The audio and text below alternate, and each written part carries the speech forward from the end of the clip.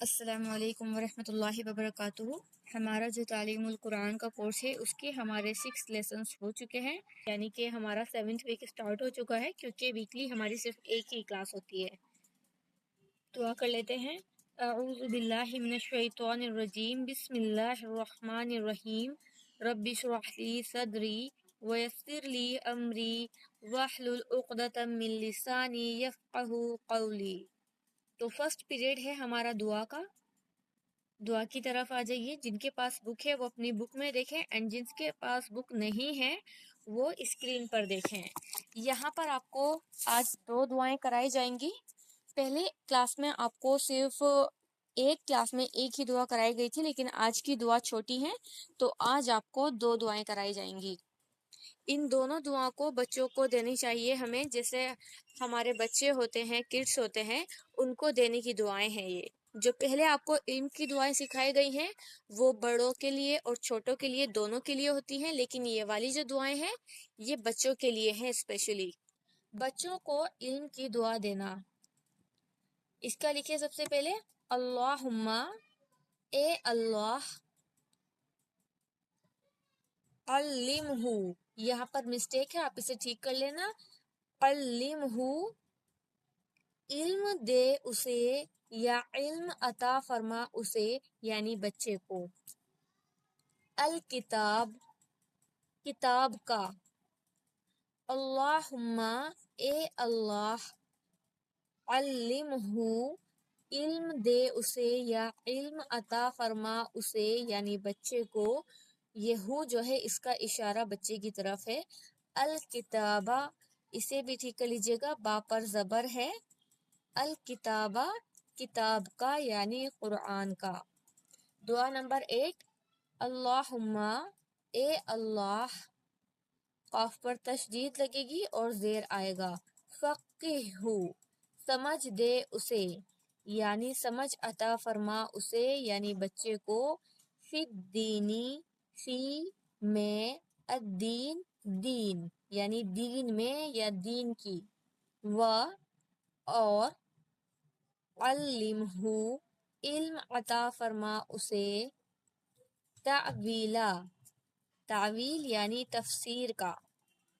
اللہم، اے اللہ، فقہہ، سمجھ دے اسے، سمجھ عطا فرما اسے۔ ہو کا اشارہ، اسے کا اشارہ بچے کی طرف ہے۔ فی میں، الدین دین کی، یعنی بچے کو دین کی سمجھ عطا فرما۔ علمہ، علم عطا فرما اسے۔ تعویلا، تفسیر کا۔ تو یہاں پر پہلی دعا میں کیا ہے کہ اے اللہ، اسے کتاب کا علم عطا فرما، یعنی بچے کو کتاب کا علم عطا فرما۔ یہ دعا بچے کو یہاں پر دی جا رہی ہے۔ تو کتاب کے علم کے لیے بچوں کو یہ دعا دینی چاہیے تاکہ انہیں قرآن سے لگاؤ ہو اور وہ اس کو سیکھنے سمجھنے کے لیے تیار رہیں۔ اینڈ سیکنڈ جو دعا ہے اس میں ہے کہ اے اللہ، اسے دین کی سمجھ اور تفسیر کا علم عطا فرما۔ یہاں پر دعا نمبر 7 میں کیا ہے کہ اسے قرآن کے علم کی بات، قرآن کے علم کی دعا اسے دی جا رہی ہے، اور دعا نمبر 8 میں ہے کہ اس کو دین کی سمجھ، قرآن کے علم کے ساتھ ساتھ اس کی سمجھ بھی دے، دین کی سمجھ اور تفسیر کا علم بھی عطا فرما۔ یعنی صرف قرآن پڑھنا ہی کافی نہیں ہے، اس کی تفسیر بھی ضروری ہے۔ اب اس کی پروناؤنسیشن کر لیجئے، سین کر لیں گی تو یہ آپ کو یاد ہو جائے گا اور یہ آپ کو بعد میں یاد نہیں کرنا پڑے گا۔ اللہم علمہ الکتاب، یہاں پر ہم جزم کے ساتھ رکیں گے کیونکہ یہاں پر ہم رک رہے ہیں۔ اینڈ یہ پیچھے بھی ٹھیک کر لیجئے، اللہم علمہ الکتاب، ٹھیک ہے، اس طرح سے ہے یہ۔ اینڈ نیچے والا اللہم فقہہ، یہ والے یہاں پر جزم ہے۔ فی الدین وعلمہ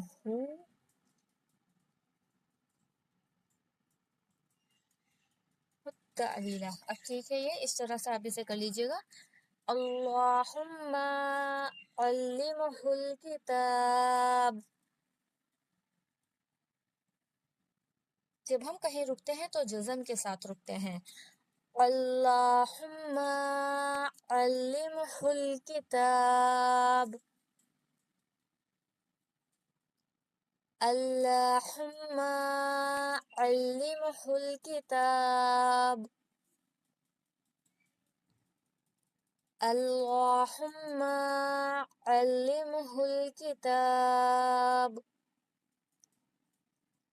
اللہم علمہ الکتاب. اللہم علمہ الکتاب. اگر آپ اسے کلاس میں میرے ساتھ ساتھ ریپیٹ کریں گے تو اس کا فائدہ آپ کو یہ ہوگا کہ آپ کو یہ کلاس میں ہی یاد ہو جائے گا، کیونکہ کلاس میں ہم کم از کم 7 بار پروناؤنسیشن کرتے ہیں. تو اگر آپ اس کی 7 بار دعا نمبر 8 کی پروناؤنسیشن کریے. اللہم فقہہ. اللہم فقہہ.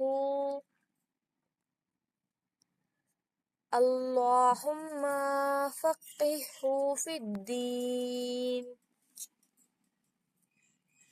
اللہم فقہہ فی الدین. اللہم فقہہ فی الدین. وعلمہ التأویل. وعلمہ التأویل. وعلمہ التأویل. وعلمہ التأویل. اللہم فقہہ فی الدین. وعلمہ التأویل. اللہم فقہہ فی الدین. وعلمہ التأویل. اللہم فقہہ فی الدین. وعلمہ التأویل. دعا کی پروناؤنسیشن ہماری ہو چکی ہے. نیکسٹ پیریڈ کی طرف آ جائیے. سیکنڈ پیریڈ ہے ہمارا تجوید کا. تجوید میں پچھلے لیسن حروف مرکب کا لیسن ہمارا کمپلیٹ ہو چکا ہے. اب یہاں پر دیکھیے، ہاتھ کی انگلی کھولنے یا بند کرنے جتنی دیر کو حرکت کہتے ہیں. انگلی کو کھولنے اور بند کرنے میں جتنی دیر لگتی ہے اسے حرکت کہتے ہیں. ہاتھ کی انگلی کھولنے یا بند کرنے جتنی دیر کو حرکت کہتے ہیں. زبر زیر پیش ان میں سے ہر ایک کو صرف ایک حرکت کے برابر پڑھا جاتا ہے. یعنی زبر زیر پیش تینوں کو صرف اتنا پڑھا جاتا ہے جیسے انگلی کھولنا اور بند کرنا، ایک حرکت کے برابر. بچوں کو انگلی کھول کر یا بند کر کے حرکت کا اندازہ سمجھایا جائے اور بتایا جائے کہ زبر ایک حرکت ہے، زیر ایک حرکت ہے اور پیش ایک حرکت ہے. ان تینوں کو ملا کر حرکات ثلاثہ کہا جاتا ہے. یعنی حرکات ثلاثہ کیا ہے؟ یعنی کہ زبر زیر اور پیش حرکات ثلاثہ ہے. یہ زبر ہے، یہ زیر ہے اور یہ پیش ہے، اور اگر ہم ان تینوں کو ایک ساتھ بولیں گے تو انہیں ہم بولیں گے حرکات ثلاثہ. ٹھیک ہے. بچوں کو زبر زیر پیش کی شناخت کرائی جائے جب تک اچھی طرح یاد نہ ہو، آگے سبق نہ دیں. یہ آپ کو اچھی طرح ذہن میں بٹھا لینا ہے کہ حرکت کو صرف ایک حرکت پڑھنا ہے، انگلی کھولنا اور بند کرنا. زبر زیر پیش. یہاں پر مشق ہے آپ کی، مشق کریے اس کی. تو یہاں پر آپ نے سے دیکھنا ہے زبر زیر پیش. زبر زیر پیش. زبر زیر پیش. زیر زبر پیش. زیر زبر پیش. زیر پیش. زبر زیر زبر پیش. زیر زبر زبر زیر پیش. زبر زیر پیش.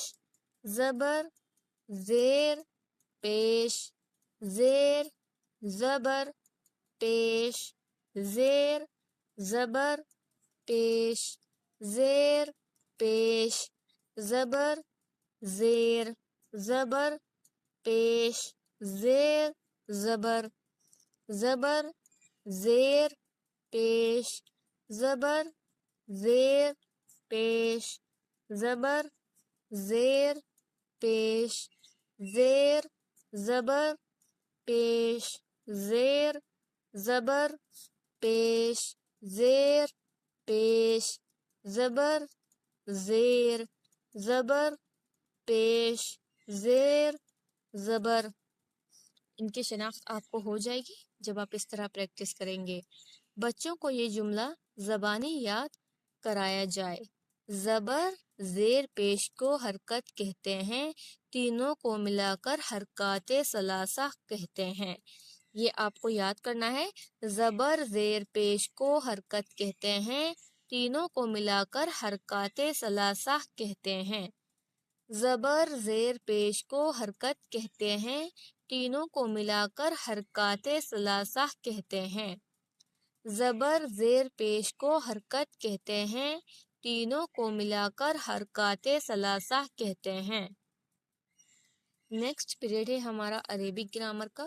تو عربک گرامر میں پچھلا لیسن تھا ہمارا حروف جر کا، جو آپ کو سمجھایا گیا تھا. اسے دیکھنے کے لیے آپ کو پچھلی کلاس کی ویڈیو دیکھنی ہوگی، یعنی کہ تعلیم القرآن کی نمبر 6 ویڈیو. تو گرامر میں آج کا جو لیسن ہے آپ کا وہ ہے اسم موصول. موصول کیا ہے اسے سمجھنے کے لیے آپ ڈیفینیشن لکھ لیجئے. اسم موصول وہ اسم ہے جب تک اس کے ساتھ کسی جملے کو نہ ملایا جائے تب تک اس کے معنی پوری طرح سمجھ میں نہیں آتے. یعنی اسم موصول کے معنی تب تک سمجھ میں نہیں آتے جب تک اس کے ساتھ کوئی جملہ نہ ملایا جائے. جیسے یہاں پر ہے الذی یعنی کہ وہ جو. اب وہ جو ہے اس سے تو کوئی بھی بات سمجھ میں نہیں آ رہی، تو اس کے ساتھ جب تک ہم کوئی جملہ نہیں ملائیں گے تب تک ہمیں بات سمجھ میں نہیں آئے گی. اور اس کے بعد جو ہم جملہ ملائیں گے اس میں موصول کے بعد مطلب کو واضح کرنے کا جو جملہ آتا ہے اسے صلہ کہتے ہیں. یعنی کہ اس کے بعد جو جملہ آئے گا اسے صلہ کہتے ہیں، جس سے ہمیں اس کے معنی سمجھ میں آئیں گے. تو ایک اور اسکرین میں آپ کو دکھاتی ہوں. یہاں پر دیکھیے مثال، جیسے جس نے ہے ہمارا اسم موصول. جس نے محنت سے جی چرایا. محنت سے جی چرایا یہ ہے ہمارا جملہ، یعنی کہ صلہ. اسم موصول صلہ، اور صلہ کے بعد جو جملہ آتا ہے دوسرا جملہ اس کو جواب صلہ کہتے ہیں. یہ تینوں پوائنٹس آپ نوٹ کر لیجئے.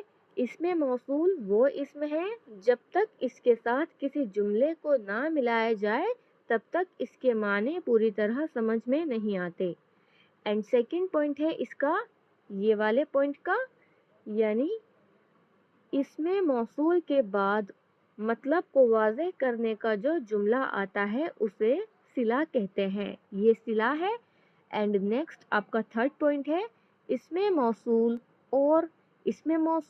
اور صلہ کے بعد والا جملہ جو بات کو مکمل کرنے کے لیے آتا ہے اسے جواب صلہ کہتے ہیں. اس نے جملے نے بات کو مکمل کی ہے. یہ صرف ایک ورڈ تھا اور اس کے ساتھ ہم نے جملے کو ملایا تو یہ ایک جملہ بنا، اور اس بات کو پورا کرنے کے لیے جو آگے جملہ آیا ہے اسے جواب صلہ کہتے ہیں. جس نے محنت سے جی چرایا وہ کیا ہوا؟ وہ ناکام رہا. وہ ناکام رہا تو اس کی وضاحت یہاں پر دی جا رہی ہے، اس کا جواب یہاں پر دیا جا رہا ہے، تو یہ جواب صلہ ہے.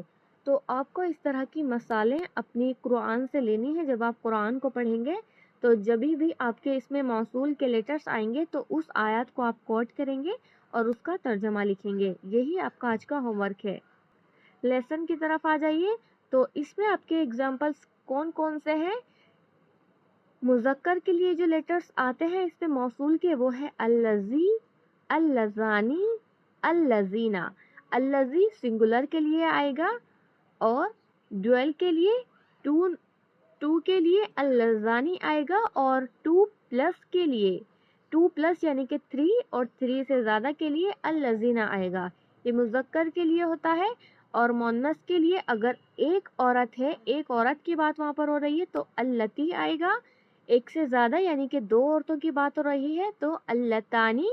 اینڈ تھرڈ ہے ہمارا جمع. جمع یعنی کہ 3 یا 3 سے زیادہ.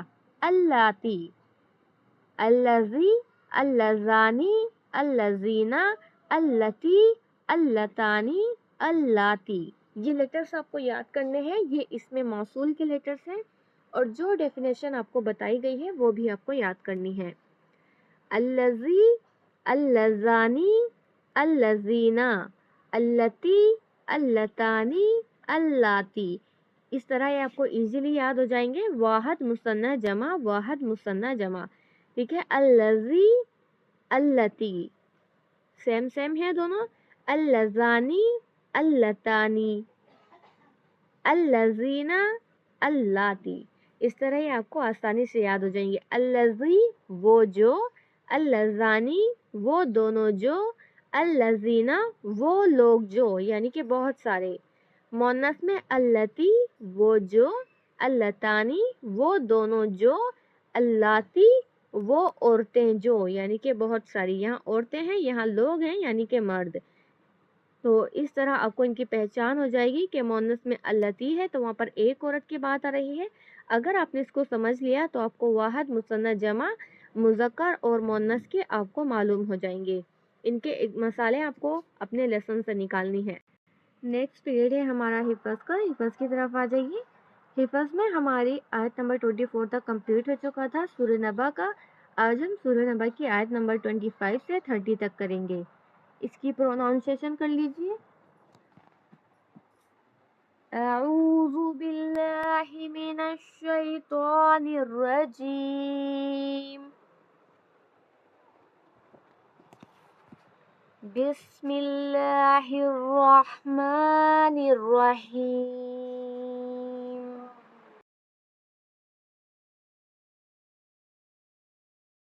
إلا حميما وغساقا.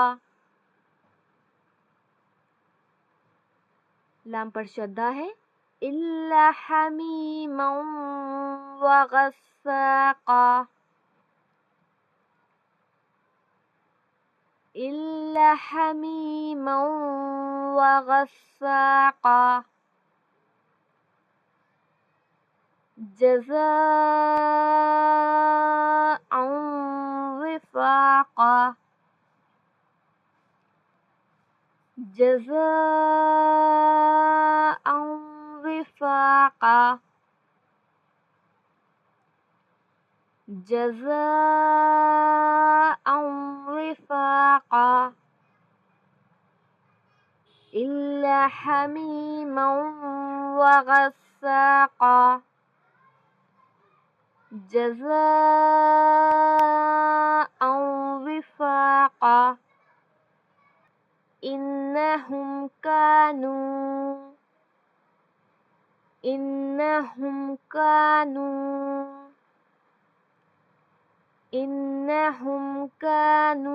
لا يرجون حسابا. إنهم كانوا لا يرجون حسابا. إنهم كانوا لا يرجون حسابا. إنهم كانوا لا يرجون حسابا. إنهم كانوا لا يرجون حسابا. إنهم كانوا لا يرجون حسابا. إلا حميما وغساقا. جزاء وفاقا. إنهم كانوا لا يرجون حسابا. وكذبوا وَكَذَّبُوا بِآيَاتِنَا وَكَذَّبُوا بِآيَاتِنَا كِذَّابًا وَكَذَّبُوا بِآيَاتِنَا كِذَّابًا وَكَذَّبُوا بِآيَاتِنَا كِذَّابًا إِلَّا حَمِيمًا وَغَسَّاقًا جَزَاءً وِفَاقًا إِنَّهُمْ كَانُوا لَا يَرْجُونَ حِسَابًا وَكَذَّبُوا بِآيَاتِنَا كِذَّابًا وَكُلَّ شَيْءٍ آگے الف ہے تو یہاں پر اظہار حلقی ہوگا وَكُلَّ شَيْءٍ وَكُلَّ شَيْءٍ أَحْصَيْنَاهُ وَكُلَّ شَيْءٍ أَحْصَيْنَاهُ كِتَابًا وَكُلَّ شَيْءٍ أَحْصَيْنَاهُ كِتَابًا وَكُلَّ شَيْءٍ أَحْصَيْنَاهُ كِتَابًا إِلَّا حَمِيمًا وَغَسَّاقًا جَزَاءً وِفَاقًا إِنَّهُمْ كَانُوا لَا يَرْجُونَ حِسَابًا وَكَذَّبُوا بِآيَاتِنَا كِذَّابًا وَكُلَّ شَيْءٍ أَحْصَيْنَاهُ كِتَابًا وَكُلَّ شَيْءٍ أَحْصَيْنَاهُ كِتَابًا وَكُلَّ شَيْءٍ أَحْصَيْنَاهُ كِتَابًا فَذُوقُوا فَلَن نَّزِيدَكُمْ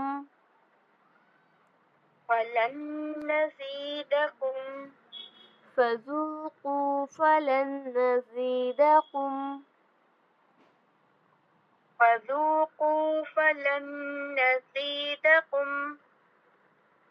فَذُوقُوا فَلَن نَّزِيدَكُمْ إِلَّا عَذَابًا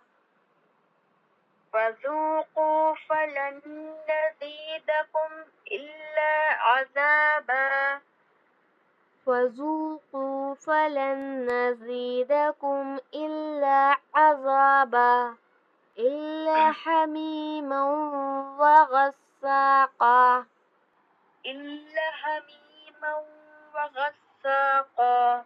جَزَاءً وِفَاقًا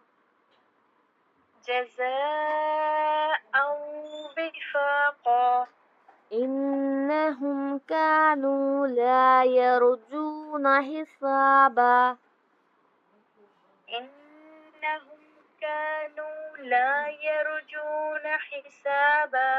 وَكَذَّبُوا بِآيَاتِنَا كِذَّابًا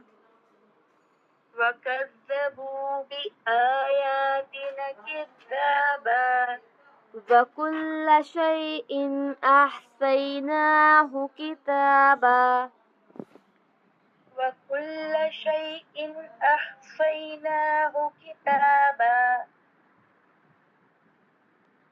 فَذُوقُوا فَلَن نَّزِيدَكُمْ إِلَّا عَذَابًا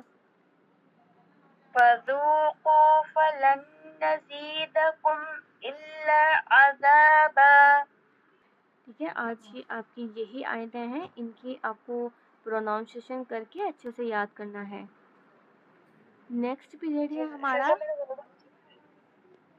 جی سسٹر، میں بعد میں سنتی ہوں۔ نیکسٹ پیریڈ ہے ہمارا ترجمہ تفسیر کا۔ اس میں آپ کو لاسٹ ٹائم آیت نمبر 21 سے 25 تک کا دیا گیا تھا، تو آپ مجھے اس میں سے اپنے پوائنٹس بتائیں گی، اینڈ پہلے میں آپ کو نیکسٹ ہوم ورک بتا دیتی ہوں۔ میں آپ کے 6 لیسن ہو چکے ہیں، اینڈ اس بار آپ کا ہے لیسن نمبر 7۔ تو یہاں پر تعلیم القرآن میں فرسٹ پارہ ہے آپ کا، اینڈ لیسن نمبر 7 ہے آپ کا آیت نمبر 26 سے 29 تک۔ یہ والا لیسن آپ نے کمپلیٹ کرنا ہے، آیت نمبر 26 سے 29 تک۔ اس کی ریسیشن یعنی قرات آپ کو سننی ہے، اور قاری کے ساتھ ساتھ آپ کو پریکٹس کرنی ہے کم از کم 7 مرتبہ۔ اور یہ ٹرانسلیشن جو آپ کو اپنے جز میں فیل کرنا ہے، سمری اینڈ تفسیر ڈسکشن، یہ آپ کی ایکسپلینیشن میں آ جاتے ہیں ان کے پوائنٹس۔ اینڈ اس کے بعد ریسیشن پھر سے ہے دوبارہ سے، تو اسے بھی اسکپ مت کریے گا، ان کے ساتھ بھی پریکٹس کریے گا۔ اینڈ اس کے بعد ہے آپ کا ربی زدنی علما کا، تو ربی زدنی علما کے لیکچر بھی آپ کو یہیں پر مل جائیں گے۔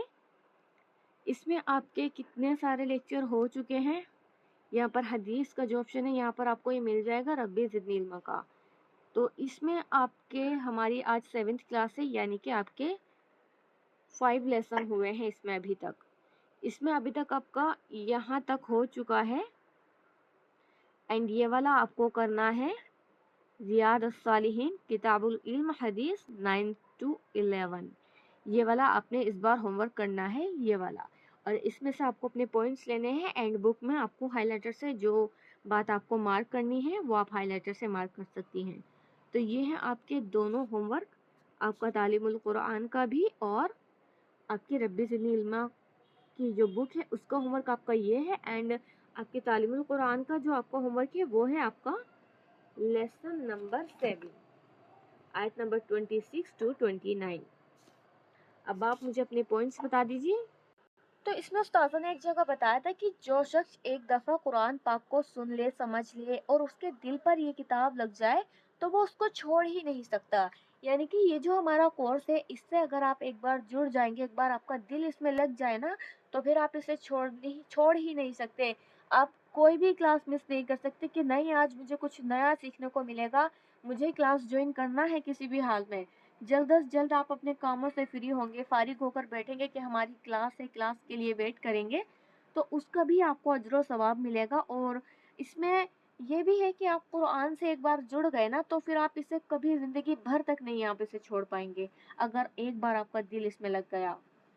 اور جس کا دل اس کے لیے کھل جائے گا نا، اس کے دل میں کچھ اور نہیں سما سکتا۔ جس انسان کے دل میں قرآن اتر جائے، اس دل میں کوئی اور چیز سما ہی نہیں سکتی۔